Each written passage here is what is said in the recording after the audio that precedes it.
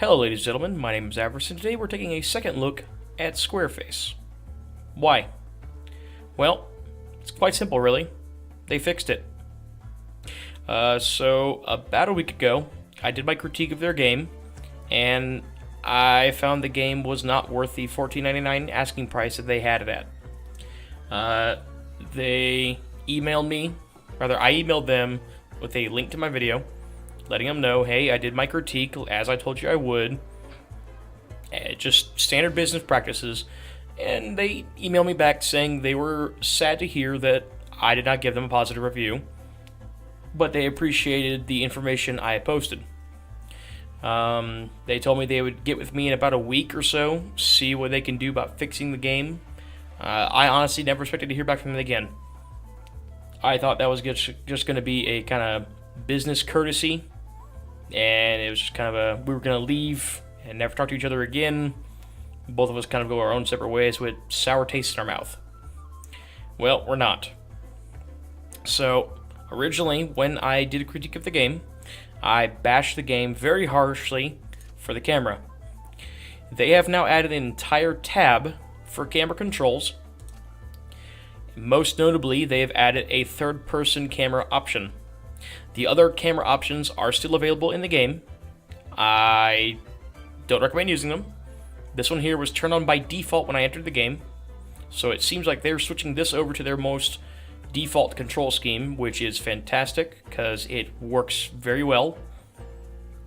Kudos to them for that. Video. I bashed the game quite harshly for the resolution.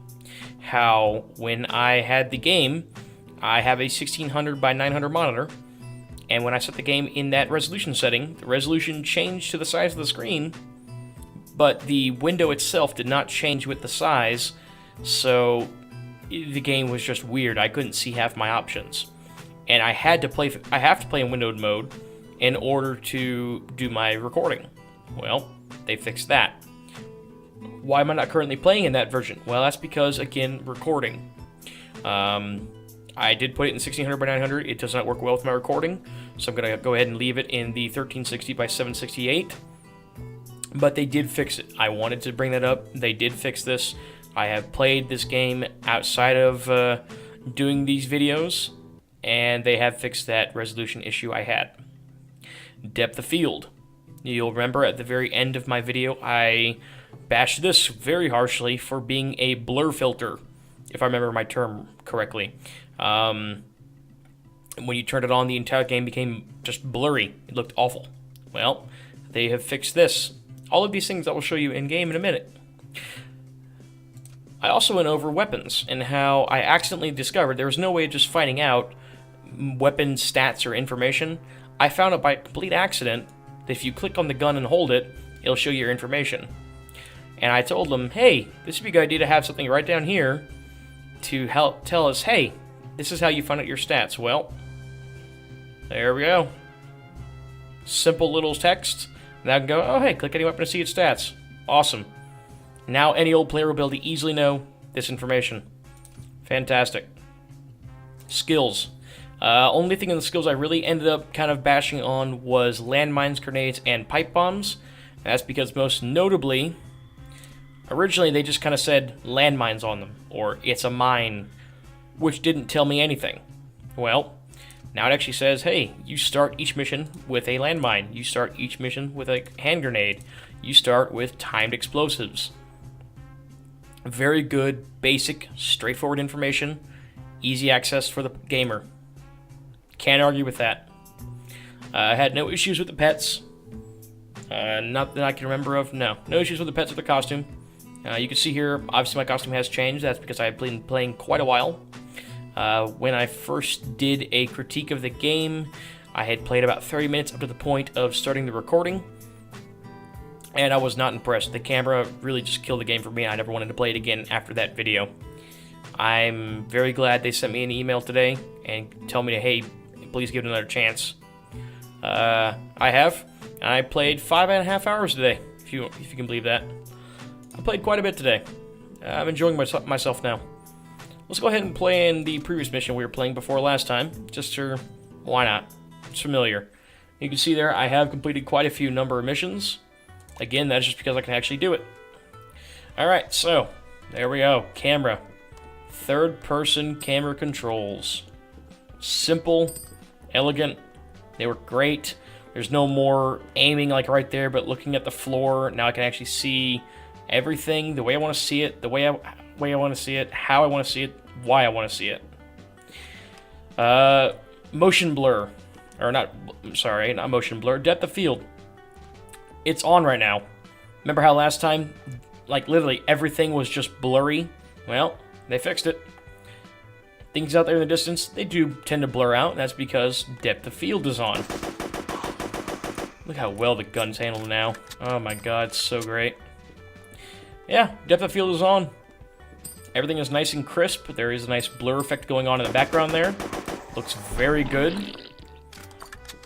They fixed that. Well, what else do we have an issue with? Well, it certainly was not scaling of the HUD. That's still in there and still doing a very good job. Every other game, look to this. Scaling your HUD is a very nice thing to have. I already had these glasses, but whatever. Why not? Chat boxes look nice. Don't think I bashed those too hard, but I did have an issue with them kind of disappearing every now and then. Well, they tend to stay on the screen now, and you can see them pretty well. Always nice. Guns handle very well now. And again, it has everything to do with that camera. How last time it just felt awful, really. There's no other way to put it. The cameras felt awful. Well, because they fixed it, now the guns feel great. Imagine that. Flashlight. They added a thing in here to where when you use a flashlight, they'll actually tell you. So flashlights are not actually for these dark areas or whatever. It's actually for looting. So, I mean, I would have never guessed that. Again, there was no one to tell originally, but if you right-click and you start searching, you'll see if you turn on your flashlight, it increases your speed for searching. Awesome. No problems with that. I just never knew that was a thing. I had no way of knowing. So, they provided me that information now. Fantastic. Love it. God, the gunplay is just so much better now. I'm getting flashbacks to when I played this originally about a week ago, and I'm very much enjoying it. Zombies, they no longer spawn right there and fall in from the sky right in front of you. You know, they'll spawn in a distance away from you and come in to attack you and engage with you. There's no more of this flying zombies acts going on here. Every now and then I'll see them. I was playing earlier, and I saw a few of them every now and then kind of popping from the sky. But for the most part, it's fixed. It's gone. These guys are coming in at a distance, and they're charging me. That's fine. Cool with that. I'm cool with not having zombies literally spawn in on my head. What else did we criticize? Well, we criticized the sprint and how you could pretty much sprint all day with how fast the sprint bar recharged.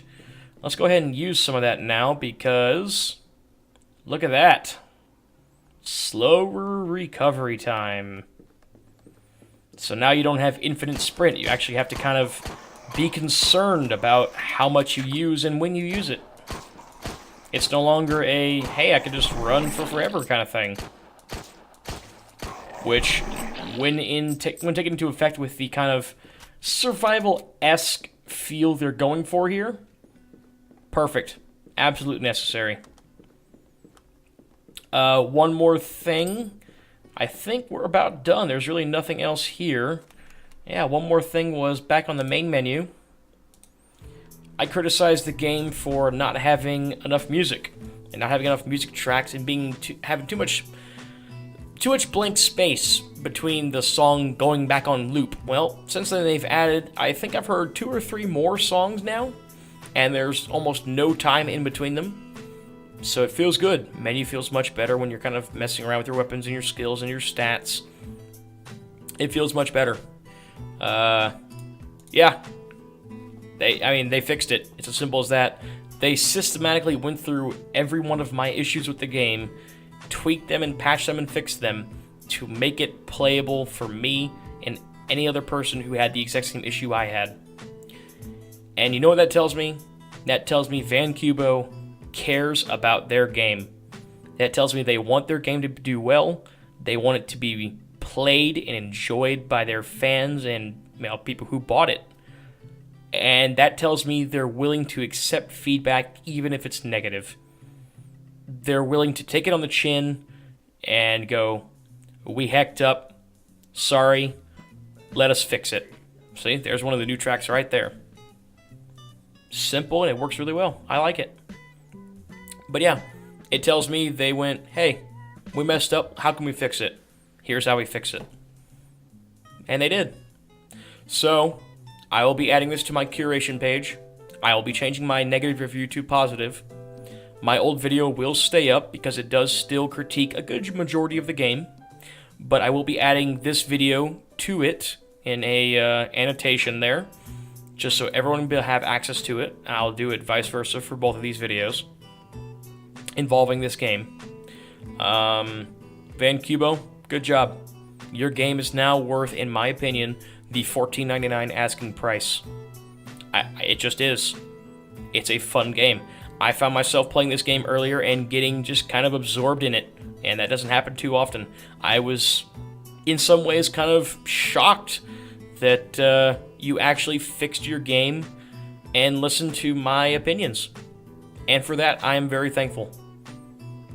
Just want to throw that out there. Squareface, ladies and gentlemen, for those who are interested, $14.99 on Steam. Developed and published by VanCubo. Let's see where this goes.